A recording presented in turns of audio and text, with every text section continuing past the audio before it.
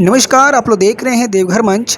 मधुपुर विधानसभा क्षेत्र से भाजपा प्रत्याशी गंगा नारायण ने अपना नामांकन दाखिल किया। गोड्डा सांसद निशिकांत दुबे भी साथ में मौजूद रहे।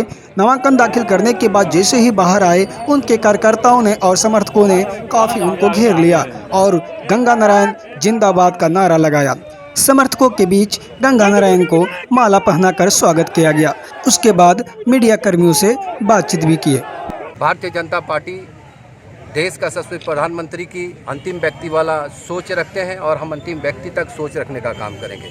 जहां तक विकास की बात है तो मधुपुर में एक भी विकास बताइए कौन सी विकास हुई है यहाँ पे। अभी तो एमपी साहब ने कहा कि एक जब बच्चे स्कूल के आते हैं और बारिश होता है तो वो भौरवा के पास निकल नहीं पाते, इतने जाम लग जाता है। तो आप कल्पना कीजिए कि आने वाले समय में मधुपुर की क्या गति होगी अगर ऐसे सरकार फिर रही। इनको उखाड़ के फेंकना ये हम सबों का दायित्व होता है और मधुपुर से हफीज को और जेएमएम की सरकार को ऐसे फेंकेंगे जो कि परिवारवाद भी ख़त्म होगा और मधुपुर के विकास भी होगा।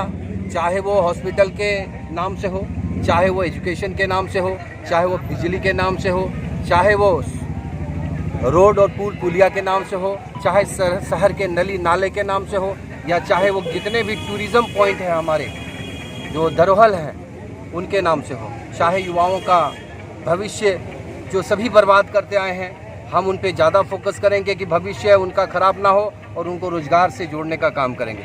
स्मॉल स्केल इंडस्ट्री अगर जुड़ेगी, स्मॉल स्केल इंडस्ट्री अगर हम लोग डेवलप करेंगे तो यहाँ की युवाओं को बहुत सारा रोज़गार मिलेगा। जैसे अभी एमपी साहब ने कहा, आपने सुना, ये ब्रिज बनने ना बनने का कारण कौन है?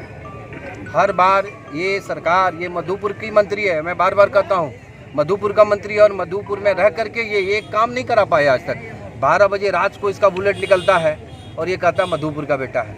ये मधुपुर का बेटा नहीं है, ये अपने परिवार का बेटा है। मधुपुर का लुटेरा है, मधुपुर को लूट रहा है। युवाओं को ये इन्होंने सिर्फ और सिर्फ बेवकूफ़ बना करके उसका उम्र खा रहा है और युवा अब अपनी उम्र जो नौकरी पाने की उम्र होता था उस उम्र से और आगे बढ़ रहा है। तो ऐसे झारखंड में सरकार और ऐसे मंत्री को हम लोग वापस मधुपुर में ना लाएं और इस बार उठा के फेंकने का काम करें। क्योंकि अभी देखें कि हेमंत बाबू का प्रोग्राम था आम बगान में, 3 महीना पहले जेल से छूट के आए।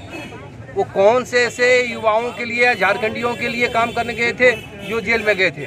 वो करप्शन किए उसने। आपको याद होगा कि वो 2019 में, अब जब मेरा बाई इलेक्शन था तब उसने आया था यहाँ पे और लोगों को बहुत सारे वादे किए थे। उसके बाद एक बार भी हेमंत बाबू दिखाई दिए क्या मधुपुर में? ये सवाल आप सब भी उस प्रत्याशी से पूछिएगा कि पानी का क्या हुआ भैया, बूढ़े में लक्ष्मण झूला का क्या हुआ, युवाओं का रोजगार का क्या हुआ, महिलाओं को जो बोले थे चूल्हा खर्चा 2000 उसका क्या हुआ, 5 लाख नौकरी का क्या हुआ? और मधुपुर में एक भी इंडोर स्टेडियम हो या चारों प्रखंड में एक भी स्टेडियम बना क्या? आपने कितने मधुपुर के युवाओं को रोजगार दिए?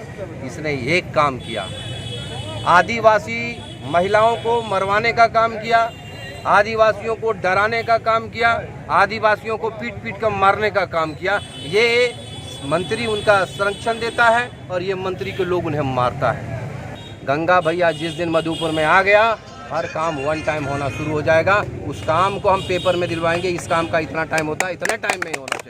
भारतीय जनता पार्टी जिंदाबाद, जिंदाबाद, जिंदाबाद। मधुपुर का विधायक कैसे? मधुपुर का विधायक कैसे?